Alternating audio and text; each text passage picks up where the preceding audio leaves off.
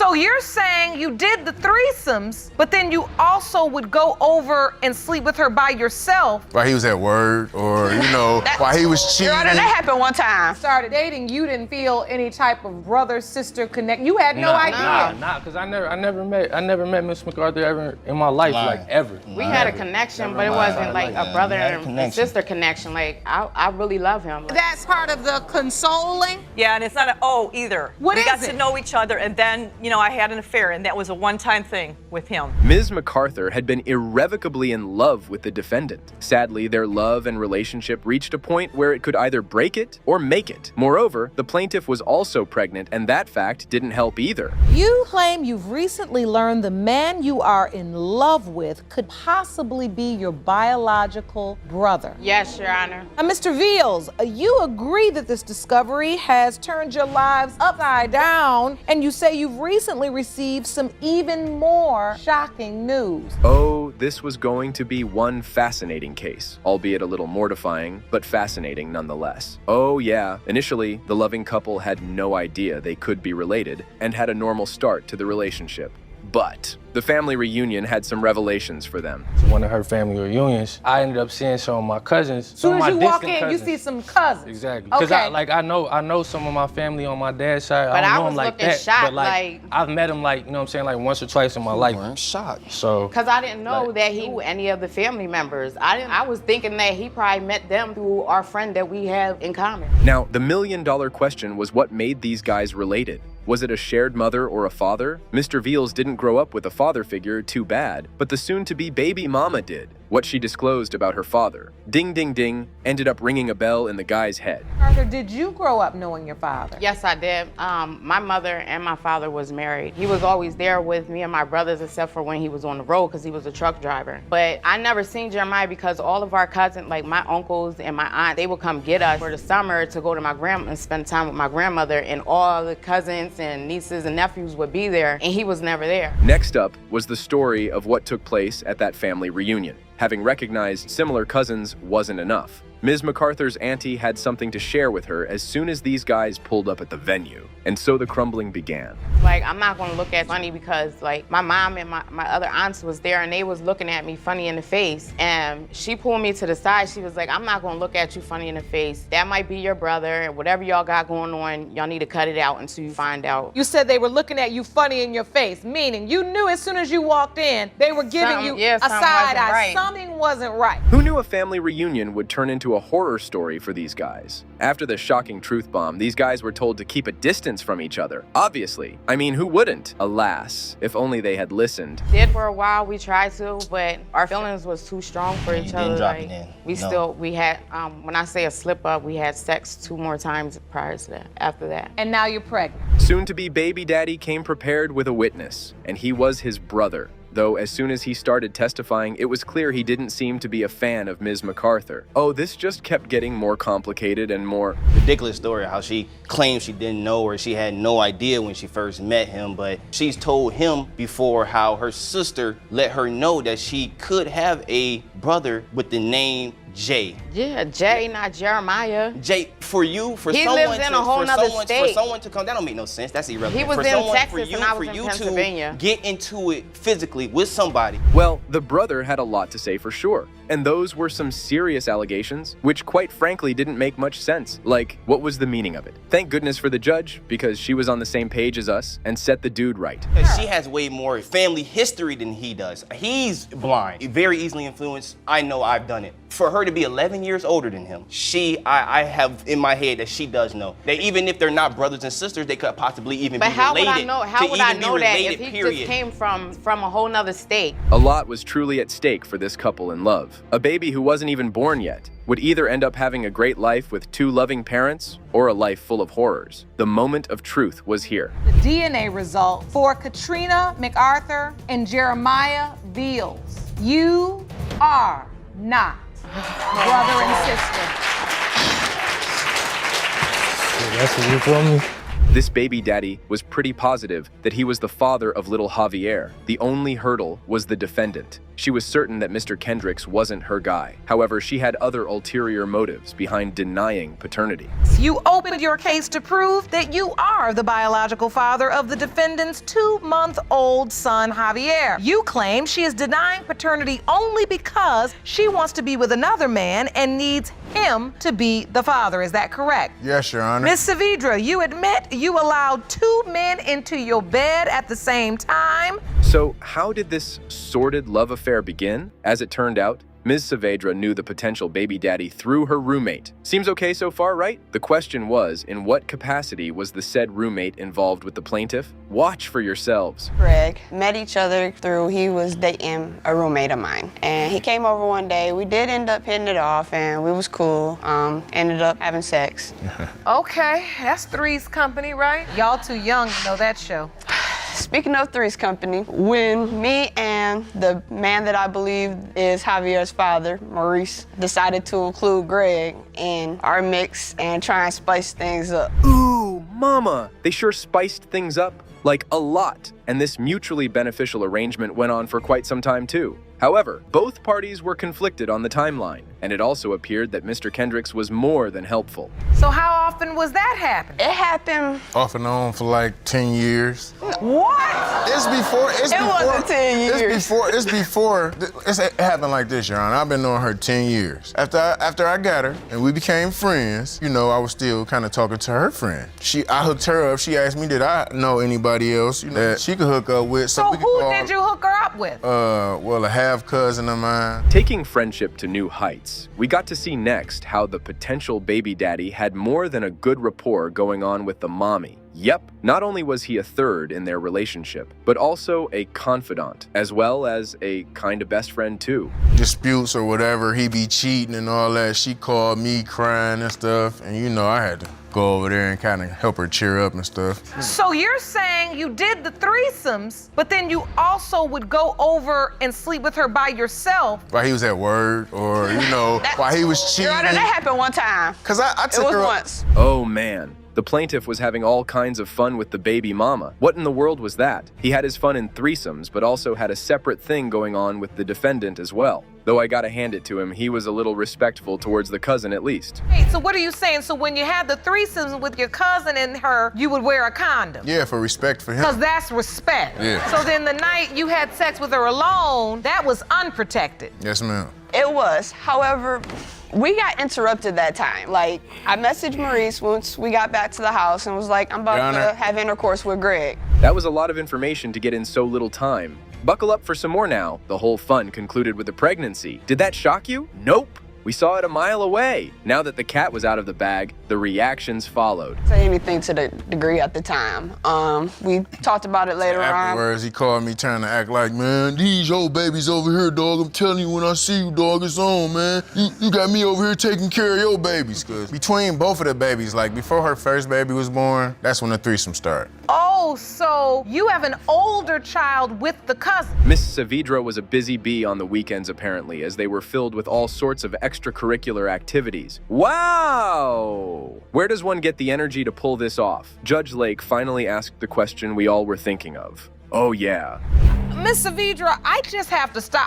Unfortunately, I understand why Mr. Kendricks would probably enjoy it, because men can just be nasty like that. Yeah, she want both her kids to have the same father, but And they do. About time, the infamous cousin Maurice came out to play. Unfortunately, he couldn't come to the court for these marvelous proceedings, but he did have something to share about this good old arrangement and the result of it. Last year, Mercedes and I got into it because she thought I was having sex with another woman, which I wasn't. In retaliation, she had sex with my cousin Greg with no rubber. Shortly after, she comes up pregnant. I found out that they had been having sex behind my back for years. Since the dirty mess has come to light, I don't think her son is mine. He looks like Greg. I'm not sure who he found that out from. Maybe he was talking to him and... Now look at his nose and look at mine. It was noble of Mr. Kendricks to be willing to step up as a father of little Mariah, but this bunch was one questionable lot with questionable activities. On the bright side though, Ms. Saavedra finally ended up with an epiphany. Way to go, woman. To each other. And then that gives you a reserved right to sleep with her? What? I don't understand that. I was sleeping with her first. Is this what we doing out here? I missed something. Cause you all are so casual about it. Like you all just telling me how to bake a cake. And you keep having that little smile, Miss Savidra. And I'm thinking to myself, because I'm so mad and upset and hurt and betrayed and everything else, I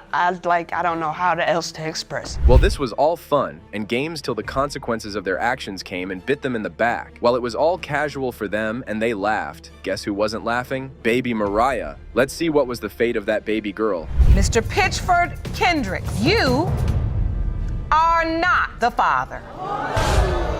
I can see that really disappointed you. You thought you were. Yeah, Your Honor. You know, I tried to step up to the plate, you know, because I ain't have a father. You sitting over here with this beautiful basket, and it seems like... Yeah, I'm gonna give it to her anyway. 2 guys and 1 possible father. A regular feature at the paternity court. Ms. Alston believed 1 guy was her father till she was 15 years old, but soon she learned that wasn't the case. Yep, her whole world changed when she got to know about the defendant, and now she was in need of some answers. Come to court to prove to the defendant, Mr. Holmes, whom you first met at the age of 15, that you are his biological daughter. Yes, Your Honor. Mr. Holmes, you say there's no way she's your child, and today the DNA will prove your case. Next up, we got to hear the testimony of the defendant. Apparently, he remembered Miss Cortez, the plaintiff's mother, in a different manner than she did. And this was exactly the reason he was so sure he didn't father the daughter being pinned on him. The mother, back in the day, she was like fast. And because I met her at the school bus stop, she was in high school. And 2 days later, after I met her, I had sex with her. I called her again a couple days later, asked her to come back, and we had sex again. So it was kind of like a booty call. It seemed Mr. Alston was only a father just in theory. He was listed on the birth certificate, but the plaintiff hadn't been too happy with the role of father he played in her life. And following that train of thought, the defendant had something to add as well. Mr. Alston abandoned you. Did you try to have a relationship with him and he rejected you? How did he abandon you? I tried to have a relationship with him and spend time with him. He wouldn't have time for me. I would visit his family members and he wouldn't be around. Excuse me, Your Honor. Can Yes. I say something? Her father kind of remind me of my father. The reason why I kind of like accepted her in because I know how it feels to not have a father. But I kind of like don't believe that she's mine. Mr. Holmes brought a witness forward to back him up, and the said witness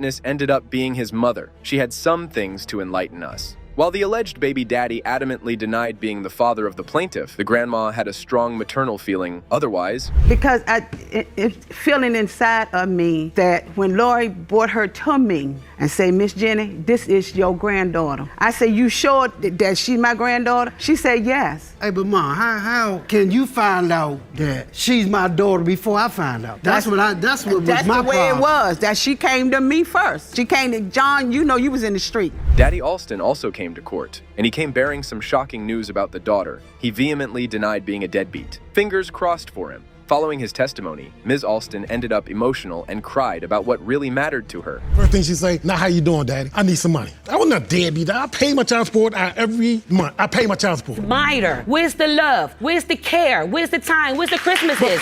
That's what we're here for. That's what we're here for. We're not here about money. We talking about 15 years though. We're talking about actually 16 years. After 16 years, you said you had another father after who's 16 been years. more of a father to me than you have, Why and you signed the birth certificate. Why didn't you come to me? By the looks of it, Mr. Alston went through a wild ride of truth that day in the court. While the daughter found out 15 years ago he wasn't her real father, the certified daddy dearest wasn't that lucky. He was made aware of this fact much, much later on. Mr. Alston, when you hear this, I mean, this is 15 years, 16 years, and I found out today. So you living your life and you have no clue that she's been told somebody else is her biological father. And that she's gone through all this and established ties with another family. You have no clue. No clue. But calling me a year ago, 2 years ago, asking me, Daddy, can I have this? Daddy, can I have that? Daddy, can you pay my bill? Ms. Alston wanted a father, and it was clear she wanted the defendant to be her biological father. Testimonies had been heard and evidence had been presented. It was time to put an end to this daughter's misery. Mr. Holmes, you are not Miss Alston's father. Mr. Alston, you are not Miss Alston's father.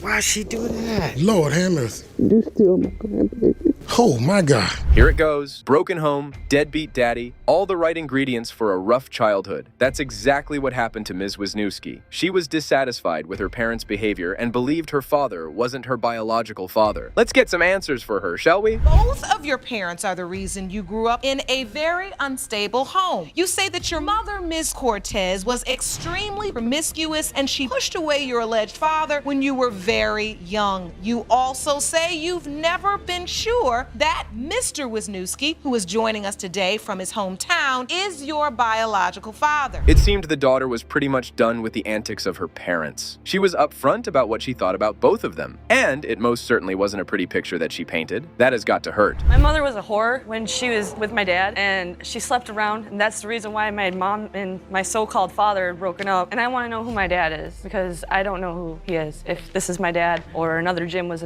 my dad. My mom's been with several other Jims in my life, and it's confused me from growing up. Next up, we got to hear what the parents had to say to state their case. It must have been painful to hear such colorful words coming out of their daughter's mouth. Furthermore, the former married couple didn't seem to be too fond of each other as well. It's very hurtful. Please explain to us the circumstances as to why this beautiful young woman doesn't know who her father is. Because I made mistakes, and yes, I did have an affair, but he also had affairs. So now, Mr. Wisniewski, can you please explain why you doubt? I have doubts because while we were together, I was in the military and went ahead and, I don't mind people buying drinks for ladies in bars free and stuff like that. Things started heating up, and I, for one, predict a lot of drama in the future. Yep, Ms. Cortez denied the allegations of husband. But not everything. Oh yes, some truth was in there, and we are gonna find out. Part about the bar is true, but that was a setup because I was more or less a drink hustler, not a man hustler, because I like to drink. And but you do admit to having infidelity. Specifically, what happened was on the way home from work one night, we were having an argument, and he threw me out of the car. It was late at night. Wait a minute, you're supposed to be Christian. You should be lying. I had somebody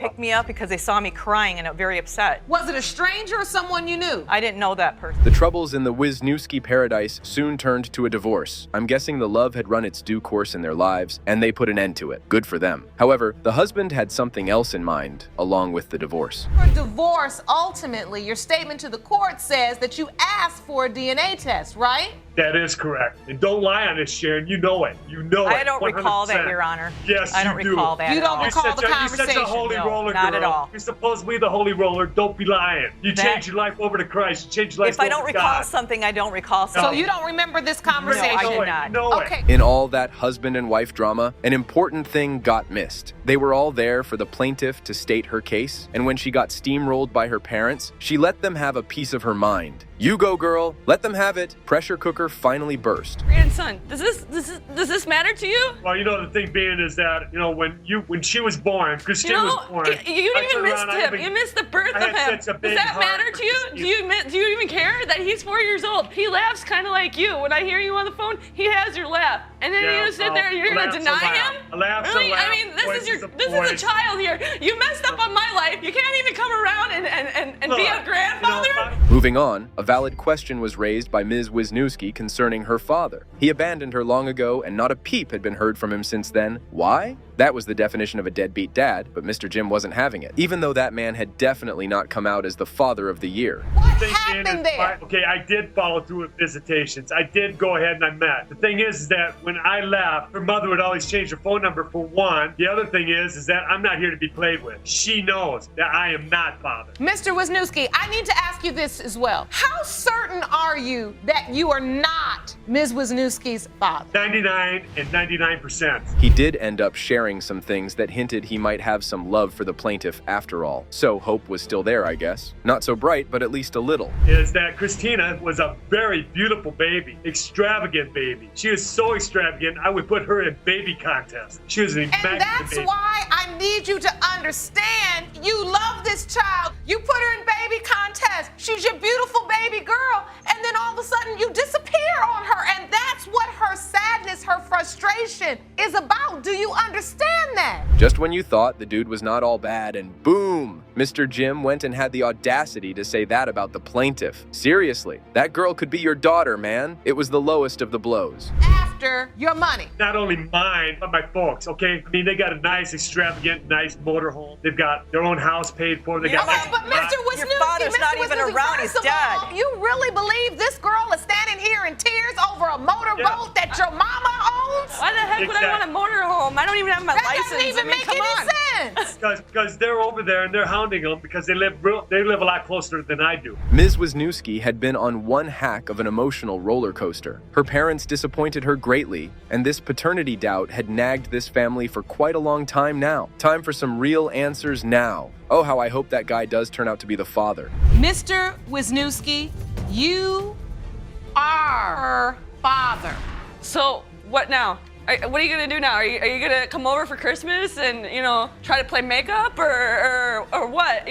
But you can blame your mom for doing this. Ms. Nelson here was in grave despair. For a long time, she believed one man to be her father, but her birth certificate told another story, and then a Facebook message led her down another different path. The defendant aimed to resolve some of the mysteries surrounding the plaintiff. Ms. Nelson, you say you grew up believing one man was your father, yet had another man listed on your birth certificate. Yes, Your Honor. Then, after you turned 30 years old, a third man, the defendant, suddenly contacted you on Facebook claiming he was your father. Yes, Your Honor. This woman here was having curveballs thrown at her left and right. Plaintiff was led to believe her father was someone who was incarcerated, and she had weekend visitations. But bam! A few days in New York changed her whole outlook of life. If a man was my dad, it was a man that was in prison. My mother took me to visit him weekend after weekend, week after week, and this is the man I grew up knowing that he was my father. I had went to New York to visit this man for 2 weeks, and he told me that this other man was on my birth certificate because my mom didn't want somebody like him in my life because he was in and out of prison. Now that two possible fathers were in the picture, you would think, okay, not so bad yet. We just have to figure out amongst these two guys who was the real deal, right? Nope, that didn't happen.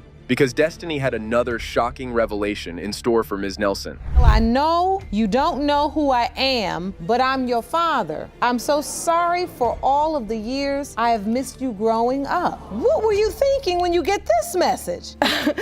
Your Honor, honestly, I didn't even know what to think because it was like I was... It's like it's just coming out of nowhere. Absolutely. It was outrageous to me that I had got this message with all these different men. Two Christophers were in the plaintiff's life who claimed to have fathered her. Now that was a real head-scratcher. About time, the defendant revealed what information he possessed to untie this knot of paternity concerning the said daughter. Well, the reason being, I had problems with other people in my life, so I didn't want to use my real full name. So I made up a Facebook page of Christopher Lancaster. I always was looking for my daughter. Always. To me, I feel that she's my daughter. So I always was looking for her. I remember her birthdays and everything. So I always was looking for her. So I put that message on there to contact her. Some of the confusion was sorted, at least, though still a long way to go. Moving on, Mr. Sterling was more than forthcoming on telling the court how his budding love came to be with the plaintiff's mother. The daughter sure was mortified listening to it. School sweethearts and... Yes, ma'am, high school. You were there for the birth? We met in high school. We had sex every day during the summer. Every day. Every day. Oh my God. Every day. Oh my God. My mother even caught her in the house. My mother walked in the door and I heard the key come in, but I had her mother hide in the closet. I bet you didn't see what came next. Ms. Nelson had 3 possible fathers, we know that by now. One was in prison, one was on the birth certificate, and the last one standing in the court. Guess who the man on the birth certificate was? Vincent Preston Nelson. And then you say you were at the hospital. Because, ma'am, I am Vincent Preston Nelson. Wait a minute. You are Vincent Preston Nelson. Yes, ma'am, and I have evidence to prove to you right now today. Shock after shock after shock, man. For real. This case truly was a thriller in the making with all the right mystery. Now that Mr. Sterling was, in fact, Mr. Vincent, it's only fair we got to know how this came to be. That is, in fact, you. I was younger then. Excuse my hair, I didn't get a haircut back then. This is you on this ID card. Well, when I grew up, I never met my real father. When I met my father when I was 17, he said, "We changing your name to Christopher Sterling Jr." I said, "Of course." Next up, we got to see the emotional side of the defendant. It was an awe-worthy moment. He so clearly wanted to be the father to our plaintiff here, yet she had a pre-established bond with the other man already. I look like the other man. Mr. Sterling, I see this has you very emotional. What is it you feel? Are you just so upset because she was led to believe something different? I look like him. I don't look like this man right here. And you just believe in your heart that's your daughter? Yes, Your Honor. And all these years you've been hurting, just missing her? Yes, Your Honor. It's almost unbelievable. The key player of this mystery drama finally made an appearance in the court. The plaintiff's mother, Mama Nelson, had some things to share. Yep, she had recognized the defendant, but she had a different story for the prison man, though. And at some point, you met this man in prison, and then you ended up telling your daughter that he was her father. Never. Against my wishes and against my other family's wishes who she was staying with, she snuck and went to see this man. Mr. Sterling brought a witness to back up his claim. Good for him. His younger daughter testified on his behalf, but her testimony ended up raising certain doubts. Yep, and these doubts led to Ms. Nelson blowing up on the defendant. Guess she had reached her limit of the drama. I've been told my whole life, but I've never met her, and I feel like if that was my sister, why wasn't it a connection? Why didn't we have a connection? And it's more where I came from. I have 2 other siblings, so it's like, why wasn't she brought to me? Like, were us 2 brought together, period? So it's like, is she my sister? I don't know. I have no idea. This is a lot. I mean, this is just... And I don't even know what to say. I honestly don't even know what to say, but I feel like he could have done more to find me. Ms. Nelson had been searching for 30-some years to find whom she belonged to.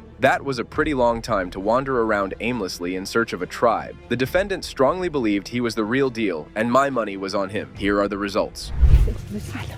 Mr. Sterling, you are her father. This is exactly why I get up in the morning.